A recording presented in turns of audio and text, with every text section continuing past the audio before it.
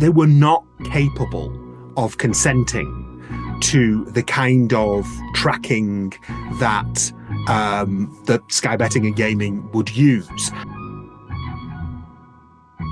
We do lose the Information Commissioner. The Information Commissioner as a single role with all the powers vested in the one person, that's gone.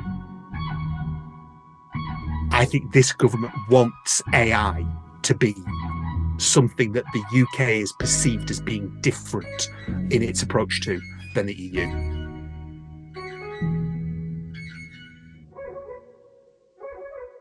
Hello everyone, I am Sergio Maldonado and this is Masters of Privacy, a set of interviews covering the intersection of marketing, data, privacy and technology with a clear goal in mind, which is redefining the relationship between people, brands and media around transparency and control. Which is to say, we're aiming for real customer centricity, or if you will, human centricity. We regularly talk to DPOs, CMOs, CDOs and whoever else we find interesting and able to share valuable insights. So we hope you like it. Please do reach out if you have any ideas on future topics or speakers.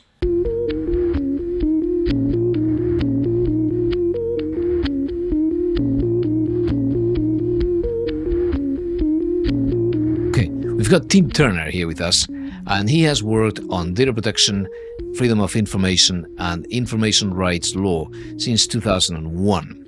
He started at the ICO as a policy manager on FOI issues. After that, he was a data protection and FOI officer for 2 councils and then an information governance manager for an NHS organization. He ran his first training session in June 2005, when his employer at the time gave him permission to do a few courses on the side as long as it didn't cause any disruption. A few years later, the NHS job wasn't working out for Tim, so he decided to do training and consultancy while he looked for another job. That was in 2011, and he's still doing it. So vast experience in training. Also, Tim is the author of the very popular DPO Daily newsletter and LinkedIn feed.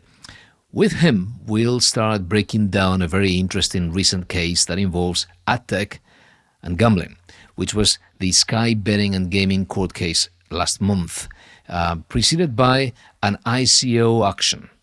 We will then look at the UK data protection reforms. It's time to do that again and see or ponder the opportunity that the country may have to solve the issues that are now affecting the GDPR in a much more agile way. Finally, we'll get an update on the AI front, and we need to know whether there's going to be a new regulatory body dealing with AI, or we're still where we were, which is the ICO is competent insofar as personal data is involved. All of this with Tim Turner. Again, let's get started.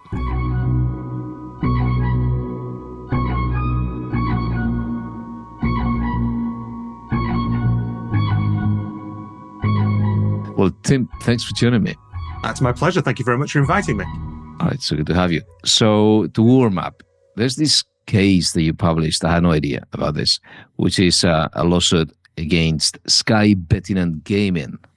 And it is about ad tech or advertising, relying on sensitive data, I don't know if it's sensitive data, on data about someone being, pretty much addicted to gambling or having a propensity or being a really valuable customer because, they would spend a lot. So how will you summarize that one? What's interesting about it? I think there are a number of things to think about. Firstly, the applicant, it must be acknowledged that the applicant has made a very good case on their own terms. So even though I think some of the reaction to the case has been a little bit overblown, the applicant themselves, the claimant, has clearly established that they were not capable of consenting to the kind of tracking that that Sky Betting and Gaming would use. And so for whatever other value the case has, the idea that it is relevant, not just that a person has consented, that a person had the choice to not use a service or not do what you can't just say that, especially perhaps because it's gambling and gambling is highly addictive.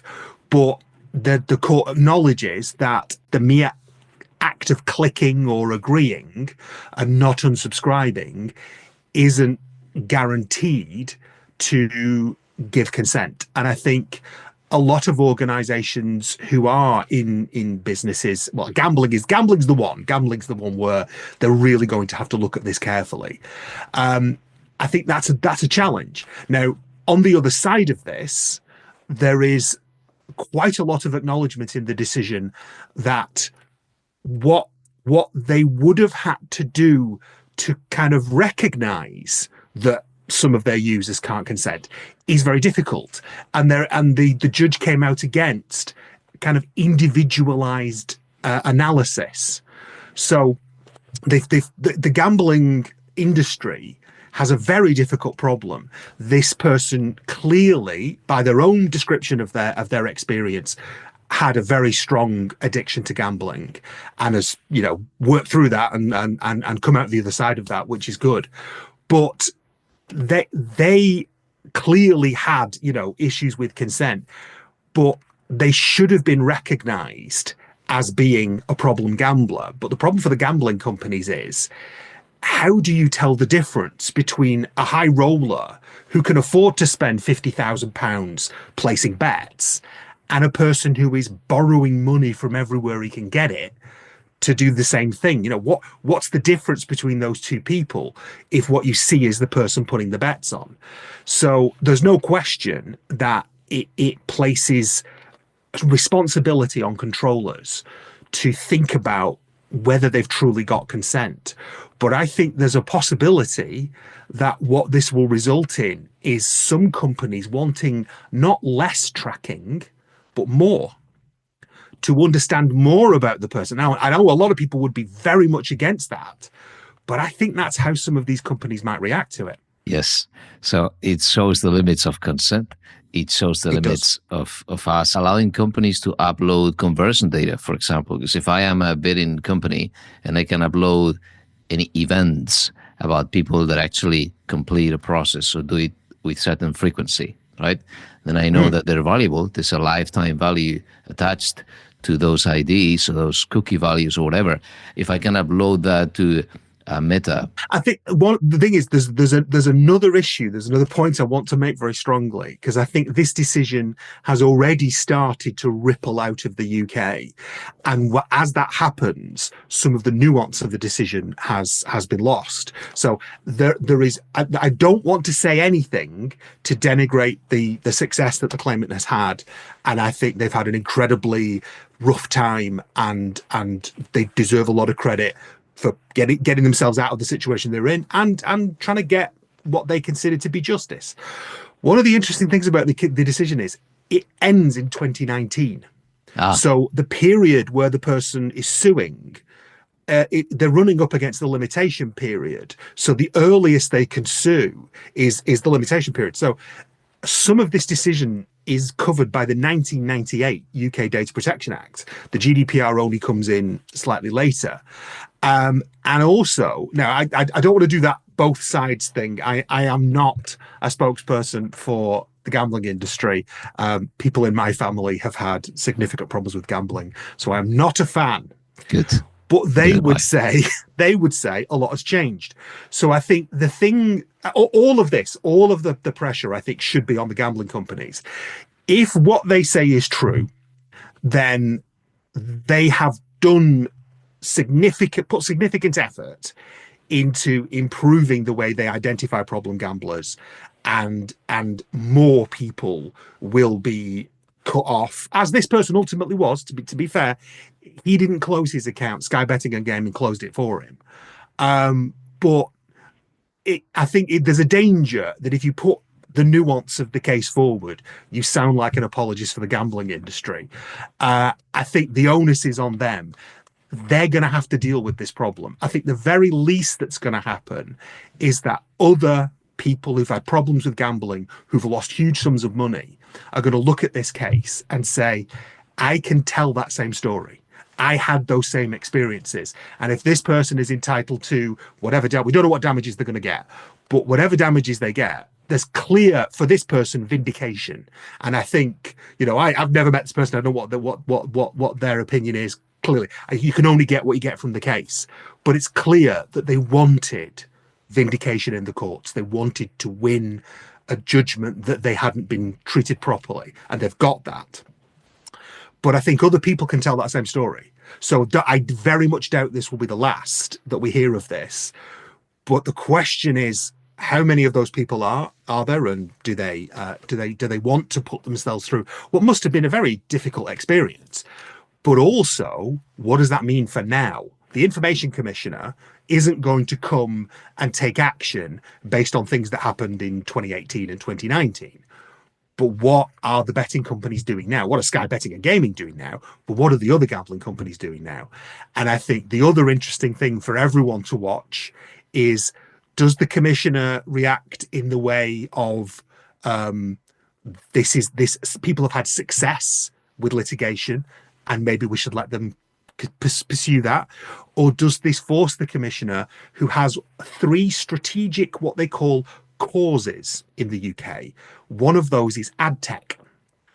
And so, my personal feeling is that Mr. Edwards and his team could have picked a broader range of subjects like security, for example, which is not a strategic cause of the UK. Not that I'm annoyed about that, but he's decided which horses to back, to use a gambling metaphor. I don't see how we can leave this alone. There's already been a reprimand on Sky Betting and Gaming, on Bonterre, the companies actually don't, but there's already been the reprimand against Sky Betting and Gaming. So I feel like at the time that was probably a full stop as far as the commissioner was concerned. But this case has so much detail, and even though it's historic, it still shows questions of principle, like you say. The questions around consent don't go off. That they're just as relevant now as they would be back then. So I wonder whether the commissioner will feel, having nailed his colours to the mast of ad tech as one of his causes, whether we'll inevitably see more investigations. And of all the places to look, gambling has got to be one of them. Exactly. There's going to be a public concern. This is really a public health issue. It's a really social. It has a social impact.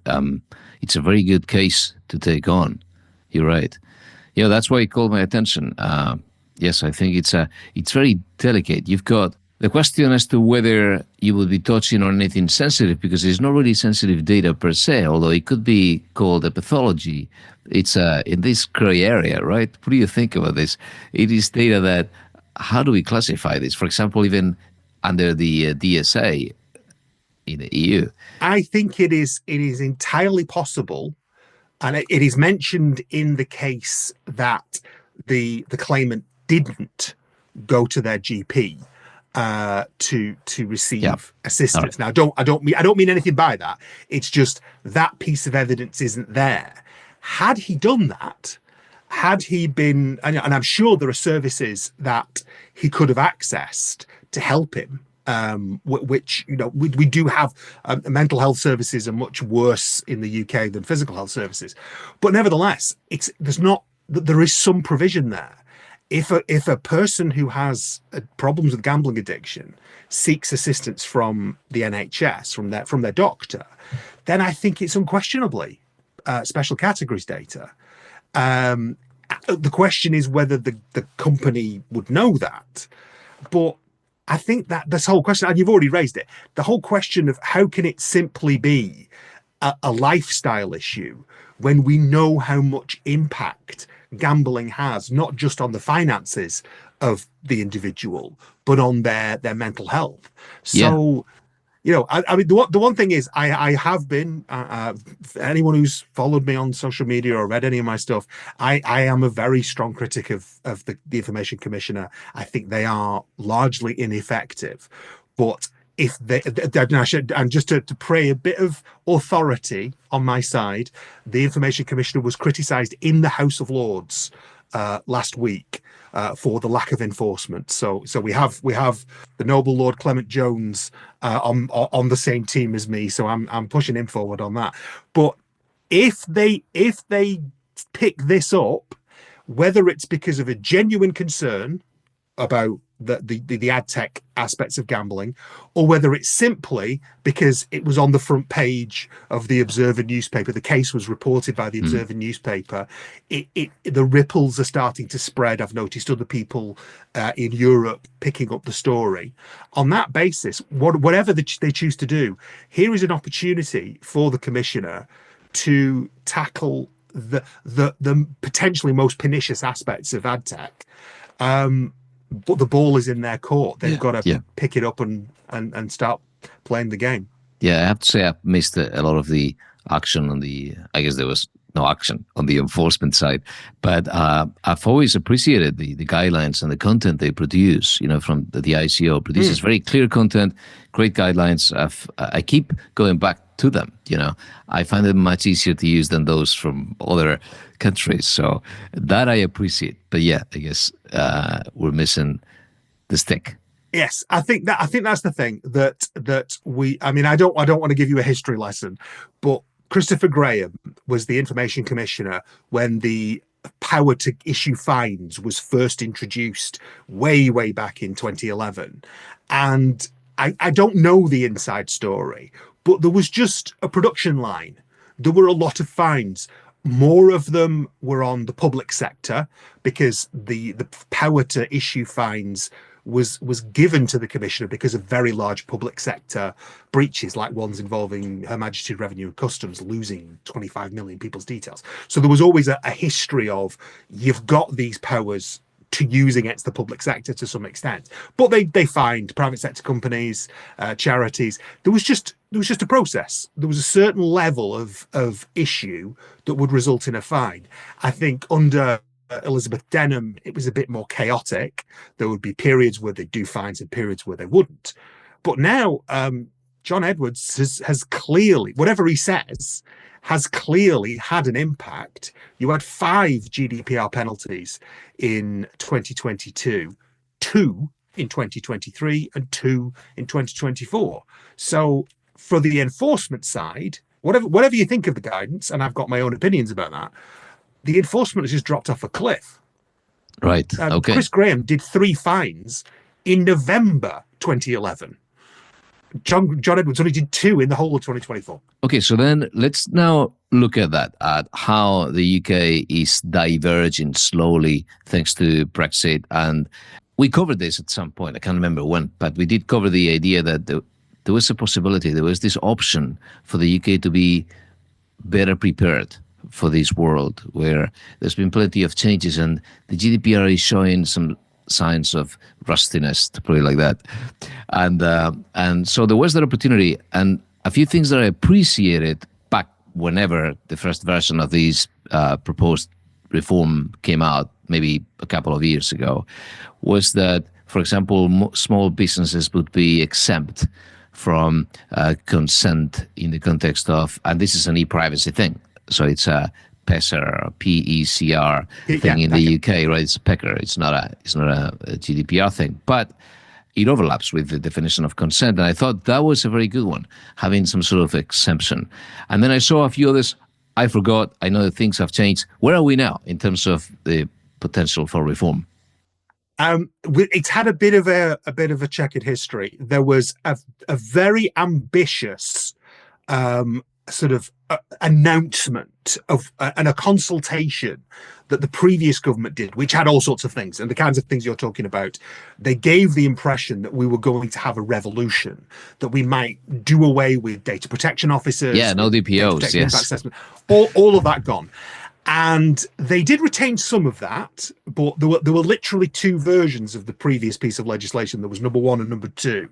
But then number 2 was less ambitious, but still a substantial change to the way UK GDPR would work.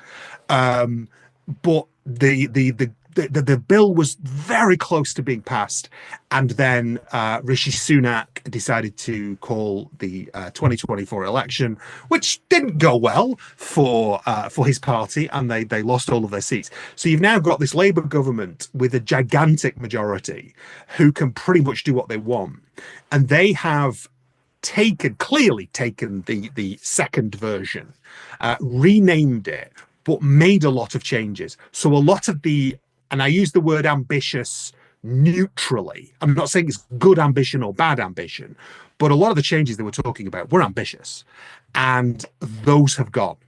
And what we're left with is a much more cautious bill, and a lot of the really eye-catching measures have gone away.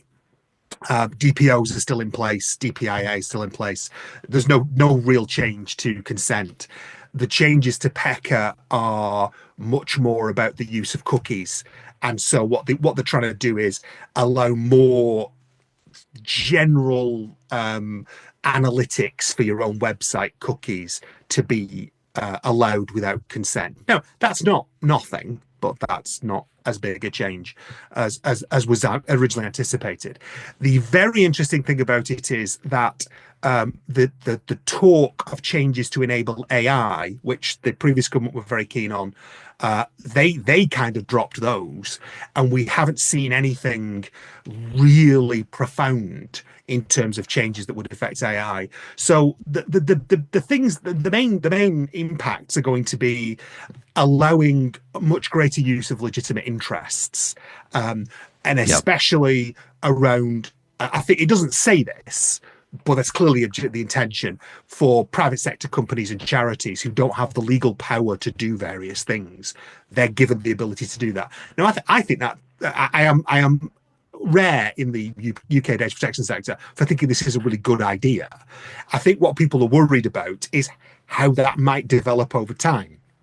But if you tell me that you're giving charities and companies the ability to help the police with crime and help the public sector with emergencies and help with the safeguarding of vulnerable people, I'm in favour of that. So I think you can use legitimate interests for that now. So if that makes it easier for them, I'm in favour. But this current government, not to be political, but this current government is very cautious. So its data protection reforms are cautious.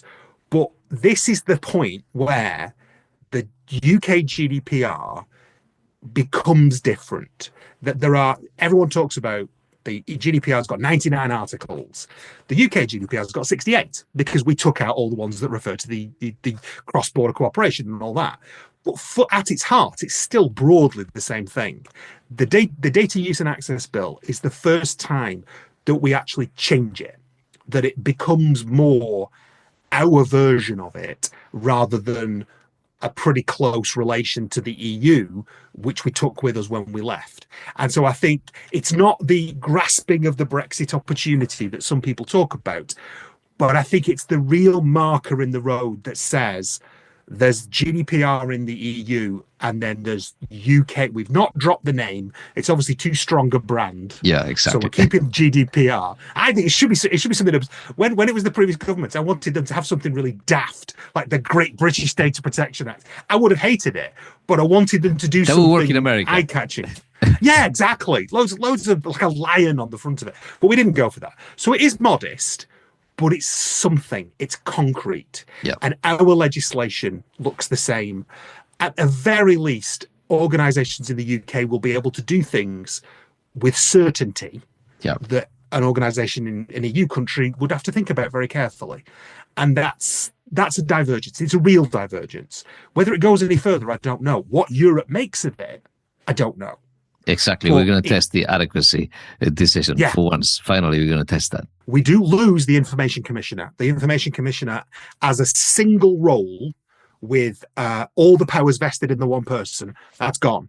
And that's replaced by the Information Commission with a chair, an executive board, and a CEO. Everyone I know expects John Edwards, and this is sensible, to stay to become the first chair.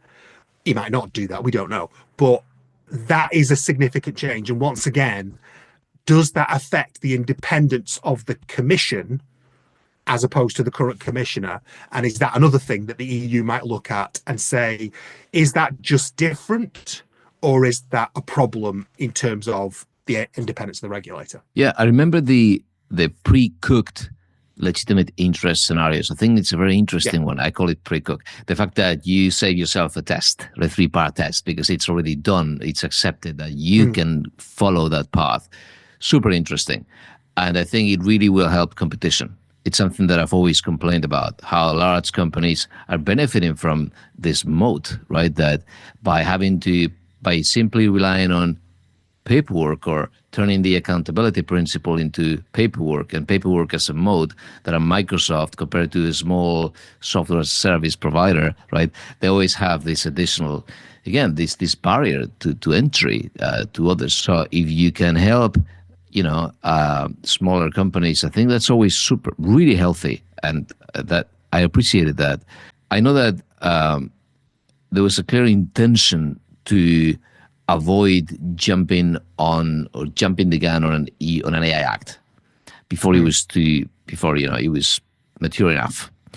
And we had an interview here with Stephen Almond from the ICO on whether the UK GDPR could encompass the risks and cover, AI. Is this new supervisory authority, the Information Commission, going to cover AI risks as well? Not explicitly. And I think that there was a very strong belief when the Starmer government took over, and I think there may even have been briefing from inside, that we were going to have an AI bill as part of the first King's speech of the new government. And that didn't. And one very well-known commentator heard the word AI and announced that the AI Act was coming, and he very quickly corrected himself and said, "No, I got that wrong." To be fair to him, didn't hang about. He immediately said, "No, I misunderstood that." There were mentions of AI, but there is no bill. So the risks of AI, as far as personal data are concerned, are exclusively the concern of the Information Commissioner, now Commission when it comes in. I guess there are other regulators who might have an angle on it from different perspectives, but there's nothing in the Data Use and Access Bill now that makes the Commissioner an explicit AI regulator. It would extend only to the effect on personal data. And I think this government has very strongly signalled that AI regulation is going to be, something they take very seriously. And Peter Kyle, who is the Secretary of State for Science, Innovation and Technology, who has responsibility for all of these things, he made a speech very recently where he said all the things you would expect him to say about safety and related issues. But they're not doing anything concrete. And I think this is another potential area of divergence, whereas the EU has gone for full regulation, or a full piece of regulation, let's say that. We haven't done that, and there's no sign that we're going to.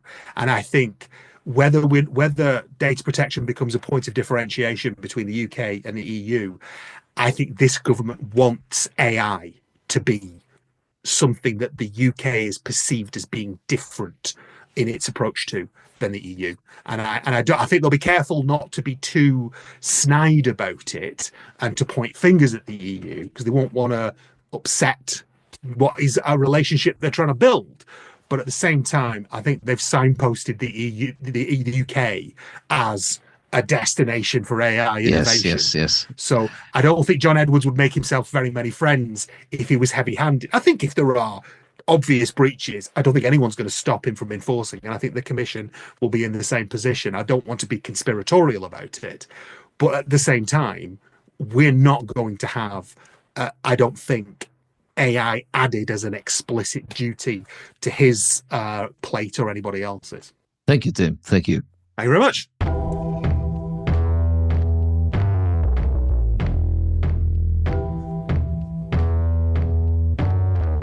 Okay, that's all for today. Follow us on Blue Sky and in the Masters of Privacy Altogether profile, you will find the starter pack, which includes the feeds of all of our past guests. There is also a Masters of Privacy LinkedIn channel, which I invite you to follow, where you will find links to our transcripts, cheat sheets, and other surprises every now and then. Our main website is mastersofprivacy.com. Thank you for listening.